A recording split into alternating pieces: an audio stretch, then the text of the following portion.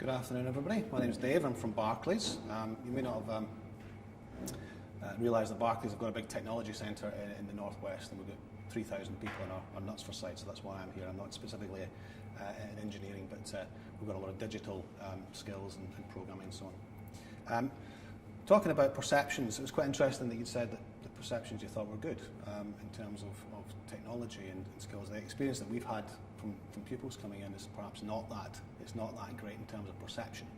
I think that IT, the way that IT is currently taught in schools, means that when we get, certainly when Barclays, when we get children coming in, or we get apprentices coming in, they have virtually no IT experience at all. Now, they can all operate an iPad, they can all operate a computer, but they have absolutely no idea how to create software, what software is, how it's produced, how applications are made, all that sort of thing. For us, digital skills is very, very important, and I guess for a lot of other industries as well. So much so, in fact, that we're looking at even our apprentices and graduates that we take on, we're looking at sending them on IT courses to teach them how to program, because they have no idea at all. So in terms of perceptions and how we could improve that, we're looking at industry really helping teachers in a meaningful way.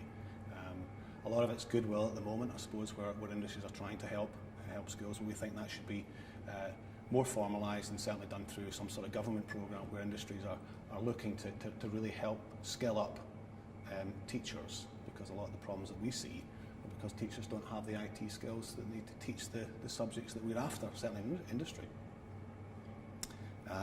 We've also identified that career services, we think career services are not really that great. The experiences we've had with career services are not great in schools, and it's perhaps more work experience and so on is a bit of a target rather than it's a meaningful opportunity to send a student into an industry situation and really inspire them, and we don't see that really happening. So perhaps we could do something to improve the careers guidance services, and that may be just industry coming out and helping careers guidance advisors, whether they're existing teachers or whatever, about the real benefits of work experience and actually putting some meaningful work experiences together for students. And personally, I think that's a really good thing. My experience of work experience students, they come in for 5 days and they do very little other than sitting, talking to my colleagues anyway, and they don't do very much. And I'd really like to see them coming in and doing stuff that they can actually learn from, even though it's only 5 days. We also looked at, in terms of perceptions, that maybe it needs to be a bit more joined up. We've got a lot of different industries here, and there's a lot of things that are going on, but we don't seem to be that joined up. We're all taking our own initiatives, so perhaps it would be useful to have an initiative that was a bit more joined up and everybody was doing the same sort of thing. And maybe there's more tools that we can give schools as well to help them with IT. Okay. We also looked at the schools and colleges and what was actually a barrier to them,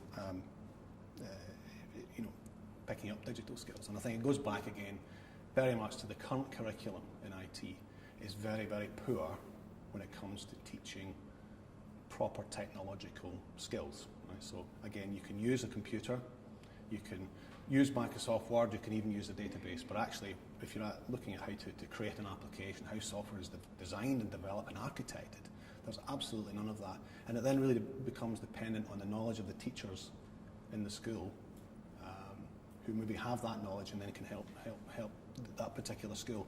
And certainly from what we've seen is you've got different schools with different levels of IT skills coming through into industry. Okay.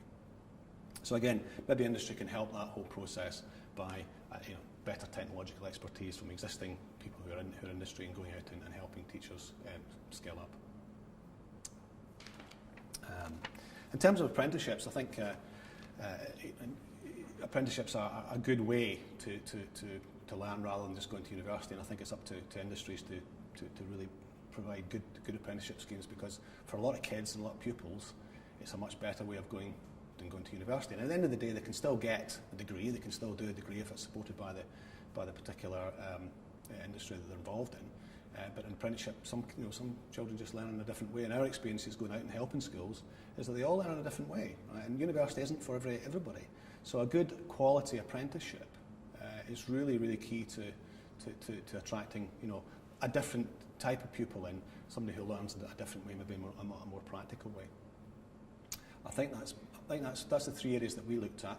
That covers pretty much what we were talking about. Again, it's maybe not I don't want to sound too negative, but I think the future is very positive, as long as, you know, we have this sort of event and this sort of the impetus behind us to make the problem very visible across the board, because companies like Barclays are really looking for good local UK digital skills people, right? And we're not getting them, right?